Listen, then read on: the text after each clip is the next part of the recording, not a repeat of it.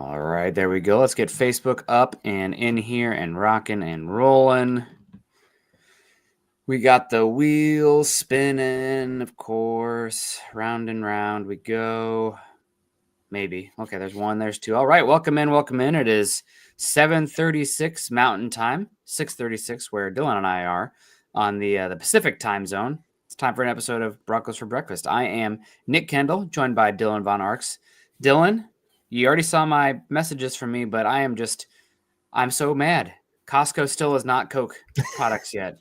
Went to Costco this Saturday. My wife went out and had brunch. God bless her. I'm really happy when she goes out and does those things because Lord knows I go out and lean on her for hikes and whatever. So when she isn't like, I want to do this, hell yeah, go do it. That sounds good. So I took the guy to Costco.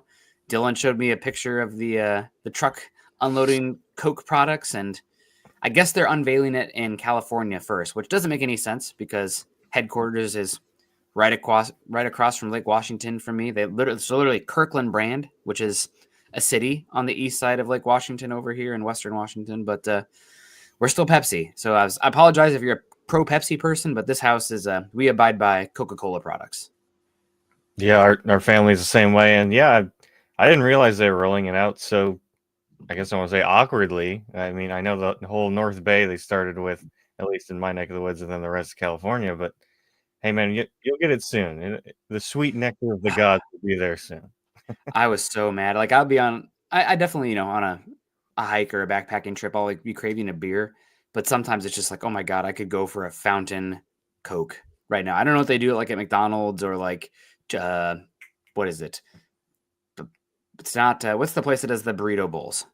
Chipotle. Chipotle. Their Coke, I swear to God, it's like sweeter. I don't know. But yeah, every once in a while I'll be like, oh my God, I need like a legit Coca-Cola. And I knew that they were switching it at Costco. I was so excited. $1.50 with a Coke instead of a Pepsi. Sign me up. Nope, we're not there yet. So you guys let me know in the chat, Coke or Pepsi right now. I will say Mountain Dew is definitely superior to whatever Coke has going on in that kind of realm of things. But Coke is definitely my go-to on that front. But we did talk about on that drive home, our absolute favorite soda. Mine, Stewart's Orange Cream. And I cannot believe it in the chat. It was revealed that Eric was even a bigger fan than I was of that. So I guess I'm in good company. I didn't think that existed. Do you know what Cracker Barrel is? Does that mean anything to you? The restaurant Cracker Barrel? I've definitely seen it. I don't know if there's any around me though. They're always like, they're like old timey style farm, whatever, off the interstate somewhere. And I lived right off of 80 growing up, not too far from the Iowa 80 truck stop. So the biggest truck stop in the world. And a lot of Cracker Barrels. And we'd go out there and I'd always get the Stewart's Orange Cream with the frozen mug. That is the best. That is absolutely. Gotta get that frosted mug. Oh, God, so good. Orange cream, I could just have so many of those. But enough about your soda. Orange cream makes sense, right? The orange cream, we were talking about changing the podcast to the orange cream team, but that sounded a little bit expletive. So I don't think we're going to go with that one. We got Todd in the house keeping us on track. This is a Broncos show, not just we were talking about, let's just review different orange cream flavored things. That would be a fun show. Todd Ostendorf, good to see you. Appreciate you coming in. I did not know that Eric was not going to be here until I already made the chat. So it does say that Eric's joining us, but obviously this is Dylan. So appreciate Todd coming in and saying hello to us. We got Michael Ronquillo in the house. Good morning, Nick and Dylan on Broncos for Breakfast. Go Broncos. Yeah, Jake says Coke is addictive. It really is. I feel like I can have too much and don't feel good, but like when you're hot and like parched, man, give me that. Gatorade Gaming, good morning. What's good, Broncos country? We're hanging out. We got Mike saying Coke. We got Brooke saying Sprite is the GOAT. Sprite is super refreshing too. It's like so, especially if it's a fountain Sprite, like the fizziness in your nose. I'm excited to have that as an option too. I'll definitely be going with the Coke. I'm assuming that they'll put that out front. Michael Ronquillo says both Coke and Pepsi. I'm definitely Coke. I do like a wild cherry Pepsi every now and then, but yeah, give me a Coke. Fallen Sloth. Good morning, Broncos country. I feel like this is the start of a great day. Hope everyone is enjoying it. It is a good day. Hopefully it is Monday, so it's a long week ahead. I do wish that one of my biggest gripes about the American calendar is we don't have an official holiday in August that gets us off. It's like kids are not back in school yet. It'd be nice if there was one day where you could pack in a 3-day, 4-day vacation without having to take a holiday. But alas, nothing from July 4th until Labor Day. That's a crime. We need a couple August holidays in there or something. We got Warden saying Bark's red cream is very good. I will have to check it out. I like all those words together, so I can't tell you what it would sound like, but never had a cactus cooler. No, somebody in the chat, maybe it was you, Dylan. Jarritos was the Mexican soda. Was that you who said that? Oh, no, but I have had those, and those are pretty good. I like the, I think it's the lime one, but they have Yes. so many good flavors. Yep. The thing is, if I have that, I just like, why would I have that when I could have a lime margarita? You know, like it's Or I'll yeah, just you're just a couple steps away, you know? yeah, just give me the tequila at that point. But no, very good. Gatorade says Pepsi, although they've changed their formula so much over the years, it's not as good as it used to be. I don't know. I just definitely more of a Coke guy. Chase is green in my chat here. I don't know what this means. He's got a different logo next to him too. Okay, Dylan. I believe it is our memberships that have just started kicking off. So Derp, of he course. signed up as a member. Well, heck yeah. Congrats to Chase. Hopefully you enjoyed Happy Gilmore too. Congrats to us for Chase being a member over on YouTube. God bless you, man. I'm glad Dylan must have attended the meeting on that one. I definitely retweeted that from Chad, but good to see you. We got Greg Smith. Good morning. Rachi says, let's talk Broncos. We're going to talk Coca-Cola for another 20 minutes first. There no, who needs an ad from them anyway? First day pads, no injuries, please. Yeah, coming from Greg. We're going to talk a little bit about injuries here coming up soon. Good to see you guys. Yeah, asking if you've seen the new Happy Gilmore. We got Amy in the house too. Great to see you. Good to see you. Thanks so much. And he says he hasn't seen the new Happy Gilmore yet either. So fun times. It is still July, so things are ramping up here in Broncos country for the most part. So far, I think it's been pretty good news overall, Dylan. Pads, like we said, are coming on today, and I've enjoyed the media access we've been given. Now, obviously, walkthroughs, and I'm really happy that Sean Payton has kind of been like, hold your horses here, because the media, and we're guilty of it too, we're looking for any nuggets we can to, as fans, as media, whatever, to get excited about and run with. And one of the storylines early in camp has been Troy Franklin looking really good. And I've definitely been after last season, a Troy Franklin doubter, just because there are so many young wide receivers and he just doesn't fill as many roles on a team. And you have to be pretty good if you're going to be so niche specific. And the amount of drops he had last season, contested catch issues, the limited route tree. I know he's still young, early 4th round pick, but they have a lot of young wide receivers, and every single of the other ones can play special teams. So I've been a Troy Franklin doubter. Just if, maybe he's a practice squad guy, maybe they trade him. I don't know. It's still possible. We've seen that before for sure. But he's been apparently having a really good camp. He's still really young, 22, 23 years old. Somebody in the chat can correct me on that. But he's had a good camp. But I did appreciate Sean Payton saying, essentially, not verbatim, but hold your horses. We'll see. It's still very early. And this is not exactly translatable football right now. And as I always say on the show, Dylan, like it's better to hear that positivity than not. Like, oh, he's struggling left and right. He's discouraged, blah, blah, blah. That's worse. That's like, that's the first test. Yes, no, on a binary like code function. It's like, did he pass that test? Yes. We still have 15 more to go. If it's a no on that first one, though, you're in trouble. So happy to have that. Doesn't mean that we're Troy Franklin Pro Bowl season loading up here. No, and I've been quite critical of Franklin as well, just because you mentioned the drops, especially the ones, trying to catch over the shoulder. That seems to be a big problem of his. It was in college as well.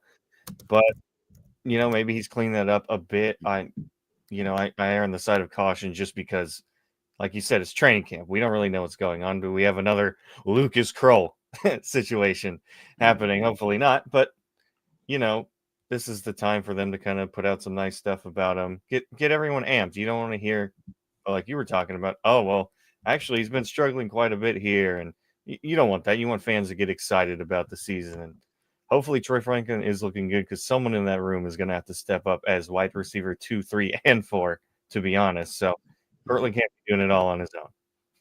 Yeah, I remember Camp Darling Trinity Benson, right? He had a couple of really good preseason games. Everybody was really excited about him. And then Broncos ended up trading him to the Lions, I think for a 6th round pick, which is pretty good for a guy who didn't do too much in the league. So Not that that's going to be Troy Franklin's fate by any means, but I was appreciating Sean Payton and his candor. I think that's the correct word for that. Just being real about all of that. And also, and I'm sure you saw it too, but Sean Payton getting a little bit snappy on some media there. I didn't know the exact folks who he did hit on. I try not to, I try not to consume too much Broncos media because I want to have my own original takes. And I also don't really like, not that these guys were, whoever they were, but I really don't appreciate the herky jerky, overreaction, zealot analysis, just in general in life. That's not my style. But I did see that he snapped on some people in the media. So you gotta walk around eggshells around Sean Payton, even this time of year when things aren't too cantankerous yet. Yeah, and he will snap on you if you ask a question that's kind of just like a no-brainer, or seems like you're just trying to get something out of him, especially with injuries last year. You noticed he got pretty heated. So that's Sean Payton. That's kind of part of why we love him. He has that fire, whether it's at a press conference or on the field. So that's kind of the deal the Broncos made when they brought him along. Yeah, no, absolutely. So pads come on today, Dylan. Before we get to our main topic here, what are you looking for with pads coming on? Obviously, again, we talk about it. The OTAs mean very little other than, stay out of the injury report, stay out of the rest reports. You got training camp starting, but now we get pads. This is a ramp up. I do caution people still, it's not real football, but it is still a little bit more indicative, and you're starting to build those calluses as well for the season, which the Broncos have done pretty well since Sean Payton's been here and avoiding those injuries. Mostly the running back position, I would say. Obviously, like you mentioned, it's not going to be going full bore, right? You're not going to try and be knocking out your own teammates and whatnot, but I do want those running backs to get calloused up. I want them to be able to follow the blocks better and just get a little more contact, get into the game, because we're going to really need this running back game this year, the ground game. RJ Harvey, rookie. Obviously, we have high hopes for him, whether it's on the ground or catching.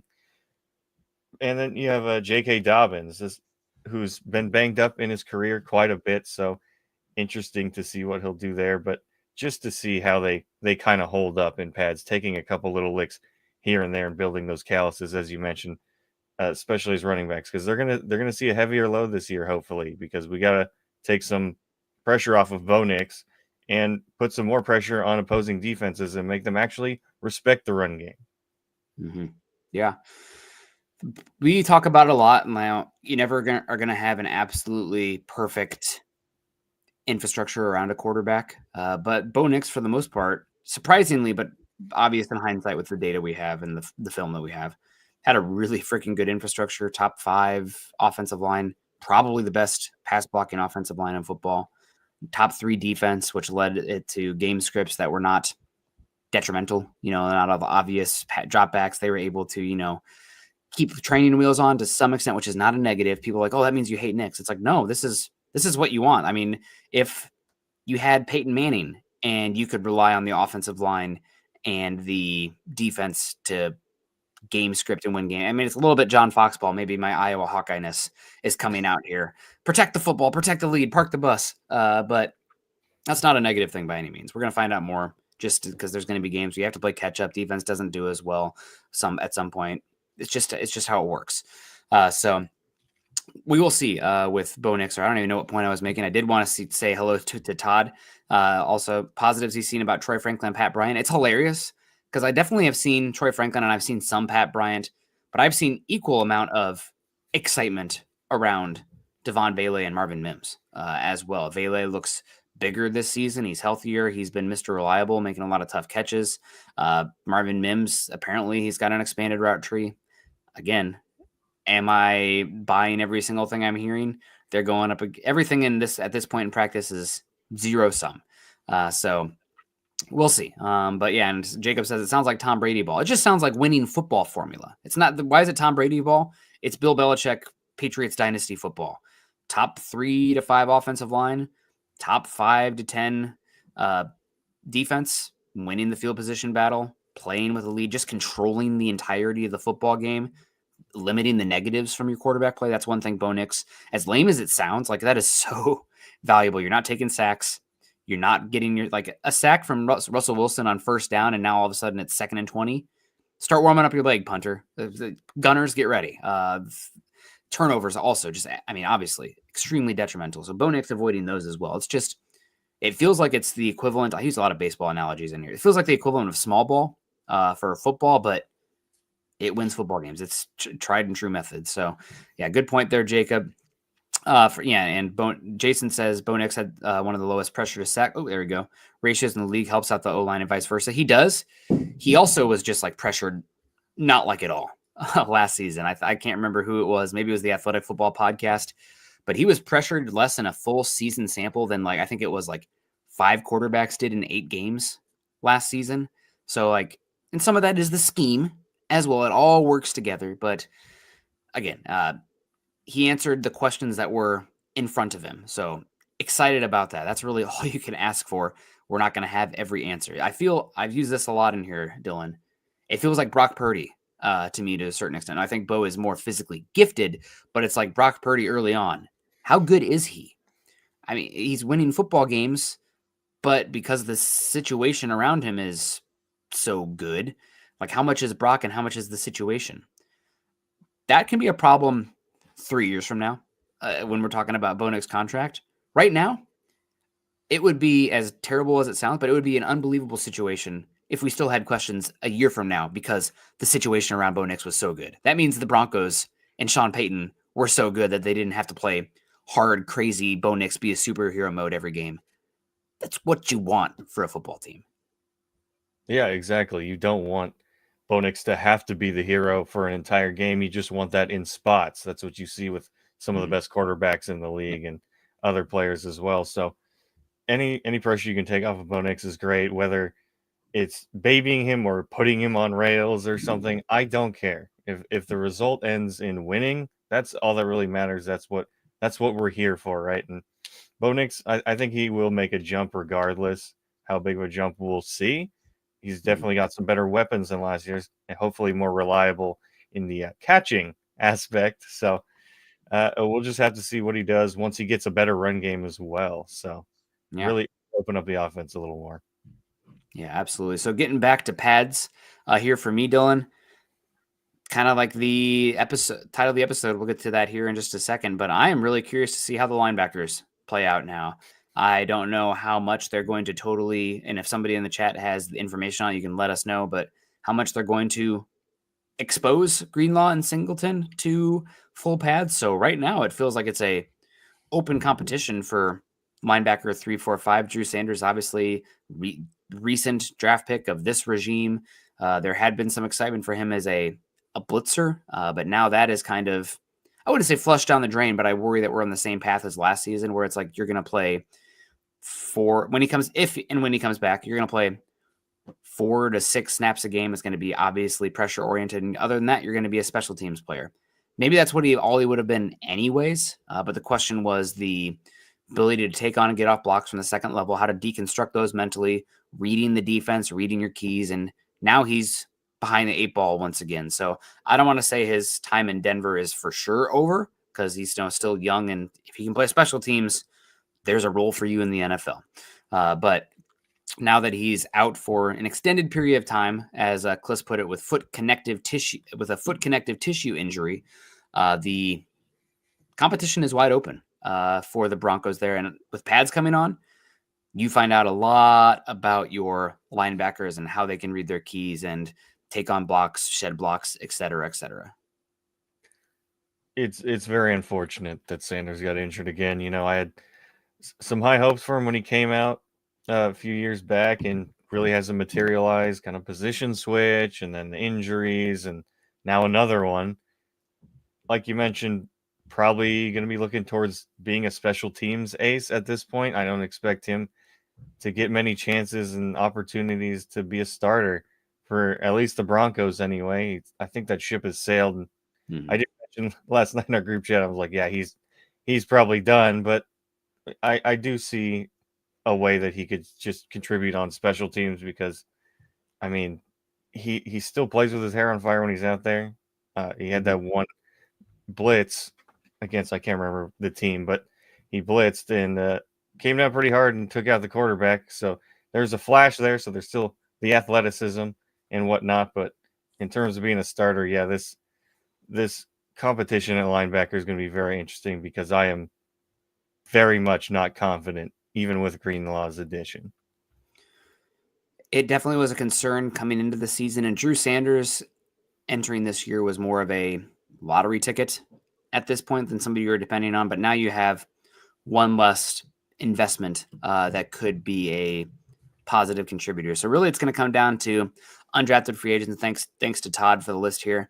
Karan Reed, JB Brown, and Jordan Turner. I've heard good things from Kareem Reed early on, so we will see it. I think he's the one from Utah. The one who came from Utah has been again without pads. So like, what does it mean? But he's the one that I think right now seems to be the highest in the pecking order there. But even before that, you probably got to talk Lavelle Bailey. So really the competition, I think, is you could have one of these undrafted free agents. We're going to find out a lot from pads. We're going to find out even more from preseason games and the joint practices. Broncos, one of the few teams that have 2 joint practices. And, oh, sorry, kids upstairs throwing sounds like dog toys around. So if you heard a bang, that's probably what that was. But wow, that is loud. Hopefully you cannot hear that. Goodness, those chew toys. God bless.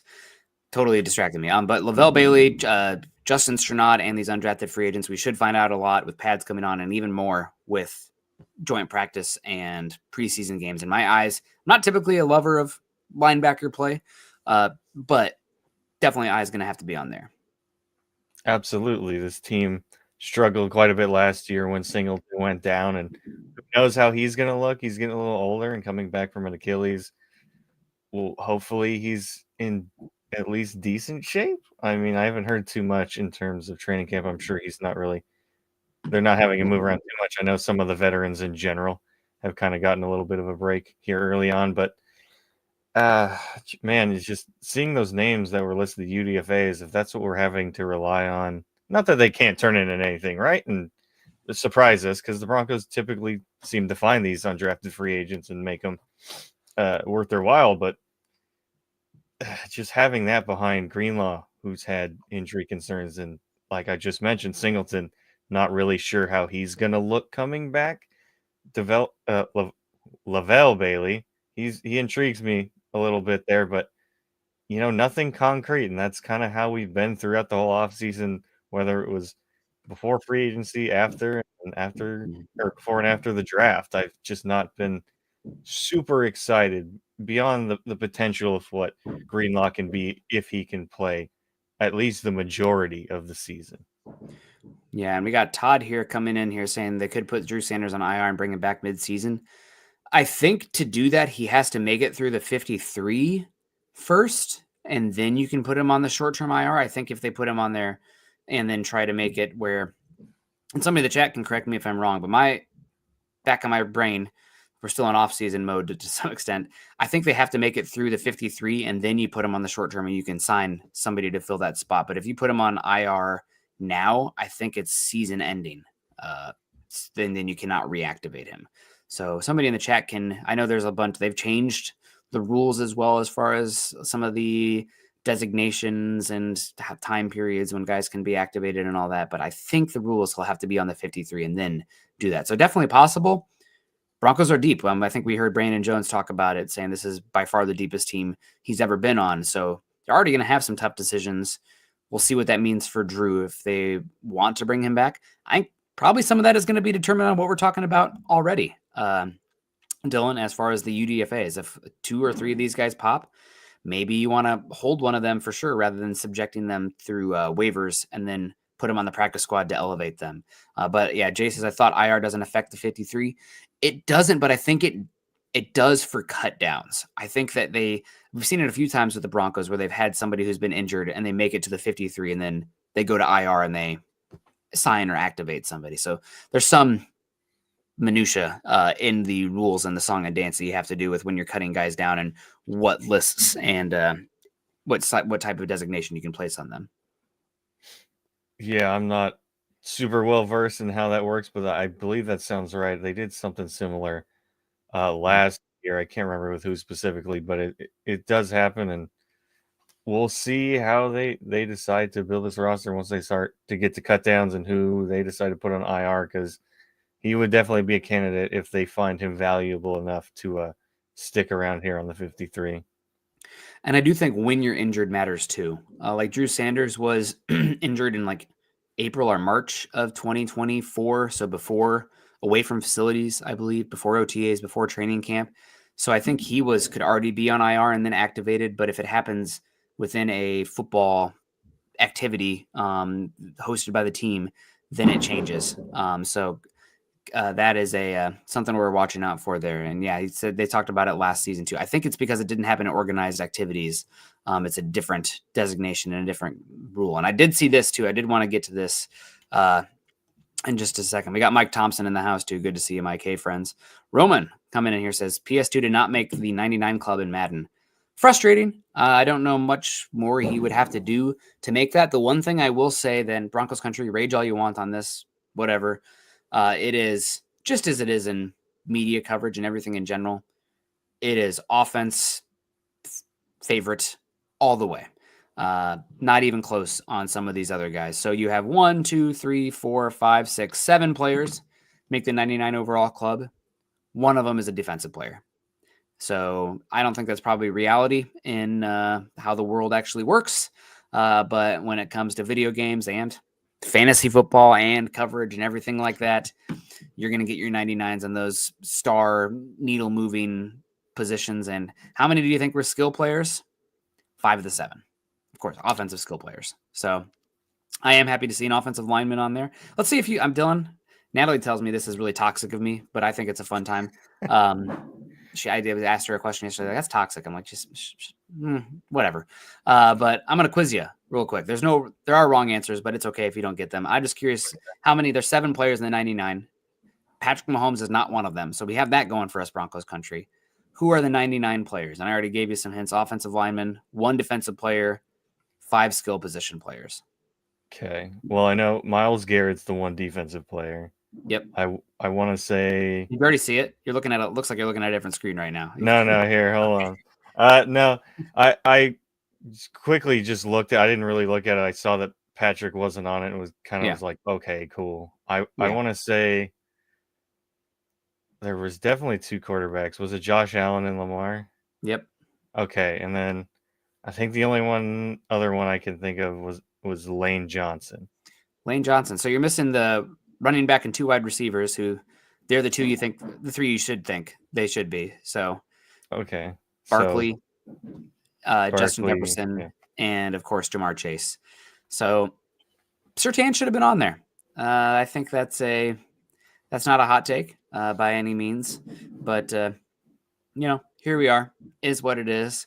I will be curious to see where players. We'll have a chance to talk about it too. But Quinn Miners, he should be in the 90s. I know that sometimes they're pretty slow on the offensive line uptake. If Quentin Nelson is rated higher than Quinn Johnson, we're going to fight somebody at Madden. I don't know, wherever they're at, we're just going to come give them the, the people's elbow or something like that. Just Broncos country elbow on that one. But no, yeah, we should definitely, Surtain should have been a 99.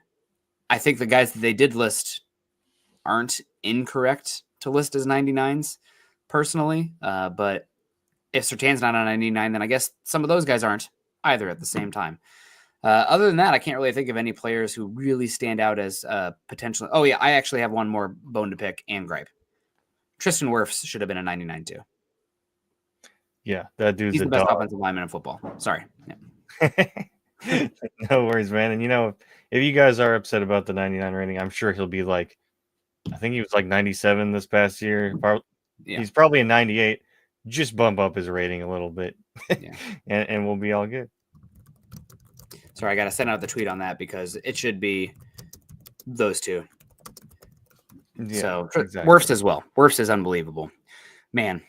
Alternate reality: Shelby Harris doesn't block that ball in that game week 17 matchup versus the Raiders. Denver picks 10 instead of 15, and they take Tristan Wirfs instead of Jerry Jeudy. But hey, God bless the broken road, right? We maybe don't have Sean Payton, Bo Nix, Patrick Surtain if all that happens. So we are where we should be, and it just is what it is.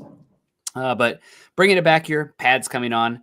The other area I'm really excited about, Dylan, as we start to get the show wrapped up here, I'm excited about watching the depth of the offensive line work together. I've already talked about it in the chat a little bit, but with McGlinchey being out, this is his third year in the system. He's a veteran at this point. It's his third year playing next to Quinn Miners, second or third year next to Adam Troutman as well. He knows what he's doing. He knows the coaches, third year with Troutman, third year with offensive line coach too. He knows what he's doing. He obviously want him healthy long term. But one of the biggest questions about this Broncos team, we talked about linebacker depth. We're going to find out now. The other spot is offensive line depth. And again, Derek Klassen, I feel like he holds it against the Broncos when you could say this about every single team. And for some reason, he just twists the knife. I think he's leaning on the offensive line depth questions so he doesn't have to completely poop on Bo Nix, because that's not popular to do and that can put a target on you. That's my thought on it, but he's really, questioning the Broncos offensive line depth in the recent episode about last year's surprise teams. But we're going to find out a little bit. Pads come on, and we have a lot of young, not high draft picks, but young offensive linemen that maybe there's something there. We didn't get a chance to see them too much last season, but now there is pads coming on and reps at right tackle. So Palczewski, Crum, Truss, obviously Matt Peart as well. This isn't a right tackle one, but Clay Webb, Alex Forsyth as well. Broncos are pretty fortunate to have all their offensive linemen back this season. It wouldn't be shocked at all if there was 2 new spots next year, at least 1, but 2 new spots next year with Wattenberg probably moving on. He's been fine. Love to have him back. I don't think the contract's going to work out. They haven't been talking about him at all like the other guys, so I think writing might be on the wall there. And then Ben Powers, he's been good. He's a good player for the Broncos.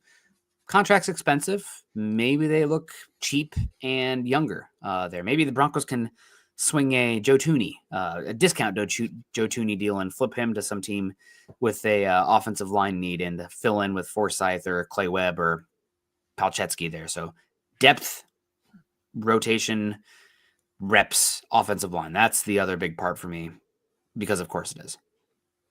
Yeah, and for a handful of these guys, it's obviously you want to stick on the team this year and be depth, right? But for some of these guys, for the center and like left guard position, like you're mentioning, it's an audition for, hey, maybe we want you to start next year, or we're leaning that way, especially with Clay Webb. He's very interesting. Don't really care for Forsyth that much. He's fine. He did give up that blocked field goal, if I'm remembering correctly. So that kind of sticks in my mind. Oh, yeah. But just beyond that, still not a huge fan of him. And you still have Nick Gargiulo, who we really haven't seen much of. So that's my focus is more so on the interior depth. I kind of think guys like Peart and Palczewski have kind of carved out a role, but we'll see. We'll see where they go. But it's those interior guys that I'm really interested in, whether they're playing guard or center. That versatility will help them quite a bit, depending. But yeah, I mean, offensive line depth is very key. You see why the Chiefs got absolutely decimated in the Super Bowl the last 2 times when they lost. Their offensive line depth was horrendous. Mm-hmm. Yeah. We're curious about those names, no doubt. And do you have anybody specifically, call your shot on some of these guys right now? I think I'm really curious to see. I don't know if you have your long-term right tackle on the depth chart. I think that Palczewski is somebody who can play that spot, but really, I think just like big picture, if I had to guess right now for 2026, you're talking about Forsyth at center. Obviously, things can change. Maybe we're going to have a whole year of data, and not even us, but they will, right? Practices and whatnot. Hopefully, we don't see the depth so much. But left guard spot, I think it is actually a Palczewski versus Clay Webb conversation right now, with right tackle being one where I guess Palczewski played admirably last season. I think he's probably best as like your right tackle option, not long term. I think he actually profiles a little bit better at guard, and Truss similar. We'll see. Crum is the one who has the actual like body type to play tackle, but I don't know if he actually has the God-given movement skills there is, and it's definitely far from a technical standpoint at this point. But those are I'm really curious to see about the rotation and the depth of the offensive line with the pads coming on. Yeah, and tackle, like you mentioned, would be pretty interesting because the future of that position is not going to be Mike McGlinchey. He's a little older, and they might be looking to get younger there and more talented. While, like you mentioned, I don't think that guy's on the roster right now. You're probably looking ahead to the draft or free agency, and I'm not up Probably to the draft. Probably the draft. For tackles are ridiculous on the open market. And we've been burned by a couple before on the free agent market, so gonna have to wait till the draft. I'm not a sicko. I'm not sure really who's gonna be available in the draft just yet. I know you might have an idea of a couple guys, but and then Frank Crum. I mean, the most positive thing I've seen is that during the offseason, he seems to be hanging around Bo Nix quite a bit, so maybe that gives him a leg up. But we'll have to see if he develops into anything. Yeah, no doubt. We will see. So, big news, unfortunately, so far is that Drew Sanders is going to miss some time. Is it going to cost him the season? It's not for sure a season-ending injury, but it really is going to come down on the Broncos designation, and we are eyes on the linebackers here as we enter the padded portion of training camp. And I did have to at least talk for a second. In my opinion, he is on the Mount Rushmore of covering the Broncos, and he does a great job here, but he will put out a very state-approved messaging language sometimes, and that is Mike Kliss. And he put out a tweet yesterday about Drew Sanders' injury that I had multiple people message me being like, what? And it's like, come on. Like, that this is just, don't take that at face value. But Kliss put out a tweet that said, oh man, I had it right here. There we go. As Sanders undergoes further evaluation to determine the exact timeline, inside linebacker is one of the deepest positions on the Broncos with Greenlaw, Singleton, Stranad, and Bailey at the position. Kliss, I love you. You do a great job. Always appreciate talking to you at the combine or whatever, anything like that. I'll buy you a drink moving out to Denver here soon if you're around. But you tossed out names, and one of those guys is a career backup who, the more snaps he got, the more it became with Stranad. You have no idea with Lavelle Bailey. If he was so good, he wouldn't have been subjected to practice squad last season. Not that he can't be, but like he's not, such a sure thing that like, practice squad, somebody eats him up. And then your top two linebackers, Singleton, I think, is still a potential cap casualty. Maybe not now. Maybe this saves Singleton's job. We didn't even talk about that. Now it's not a question because you lost somebody who could have stepped up and taken that spot for cheap. But Greenlaw also, the injury he's coming from, and then the quad injury he suffered back in March or April or whatever it was as well. So Broncos, they do have depth. Brandon Jones talked about it being one of the deepest teams. On defense, linebacker is the one position that does not have depth. So appreciate you, Kliss. This one does not pass the smell test.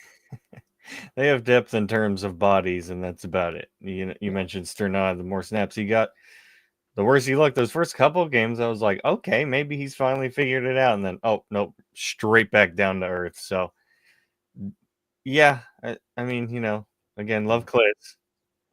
Don't, hard disagree on the depth there. Quality depth, for sure.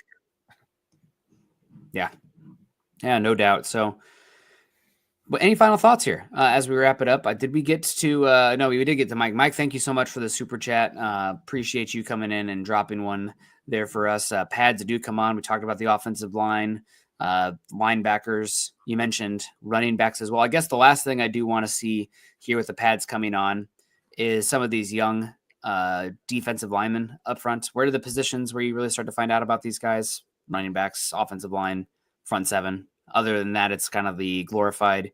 I always think of the Senior Bowl where it's like wide receivers and defensive backs showcasing until you actually get pads and some physicality. But really, you're not taking away too much. Pads coming on, at least there's some physical aspects. But Hugh Robinson has been really good so far, according to reports out there. It's not as hard to look really good if you're not worrying about setting the edge and running and just pinning your ears back against backup offensive tackles.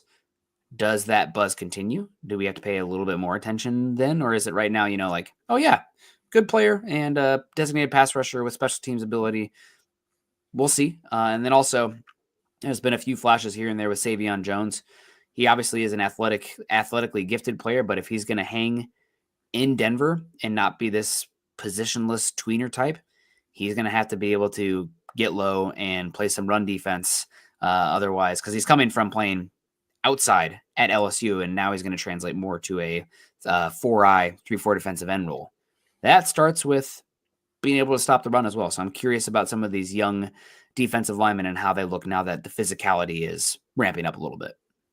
Absolutely, and you need to have that healthy rotation on the defensive line, especially on that interior. We got obviously a handful of guys on the outside of Benito, Cooper, Jonah Nelson, Tillman. You're not too worried about them. They did pretty good last season. It's that interior that I'm going to really be looking at, and like you mentioned, Savion Jones specifically. I'm excited to see what he brings to the table, because getting that pressure up the gut, up the middle is so important. It doesn't matter what quarterback you're playing. You want to put them off their spot a little bit. Yeah, no doubt about that at all. So we will see how it plays out. I did want to say hello to Sue coming in. Sue Hiddle says, "Go Broncos." Good to see you. And then the birthday boy. I think it was his birthday Saturday or Sunday, but go Ernie Mays only. So for his birthday day, for sure. Go Broncos country, Ernie says. Good to see you, Ernie. Appreciate you coming in. And yeah, we talked about Surtain's 99. We talked a little bit about Sanders and the repercussions there. I guess the only other thing to really talk about here as we close out is Bo Nix taking the post. They've been working a lot on the quick pass game stuff, getting the ball out quickly. He sounds confident. Obviously, we'll see what it looks like when the time comes.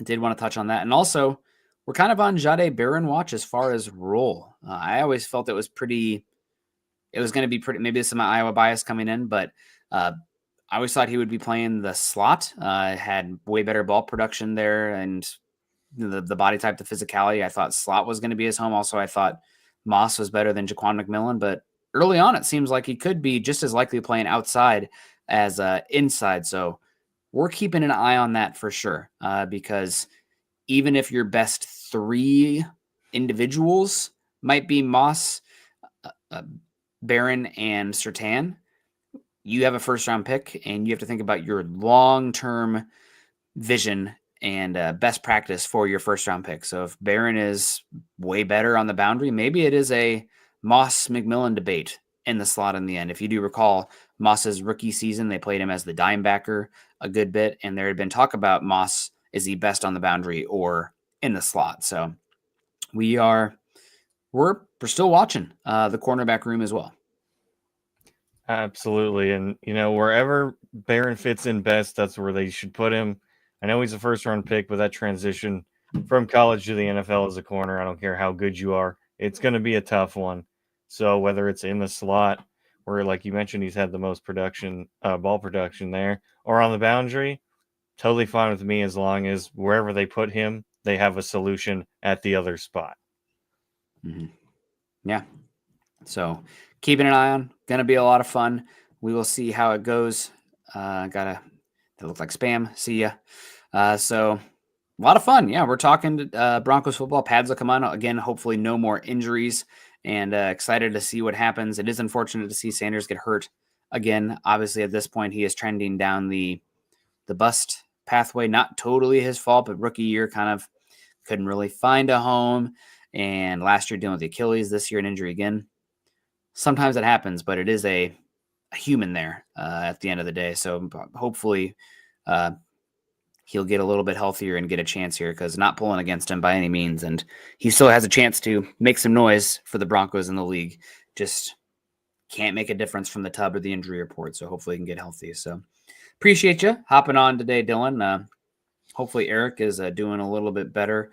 Jetty splashes as Drew Sanders, another Noshan Marino. I think right now he's more on the pathway of Jake Butt than Noshan Marino, but keeping an eye on him. Also, Jetty with a new picture here. What is that? Is that like an egret?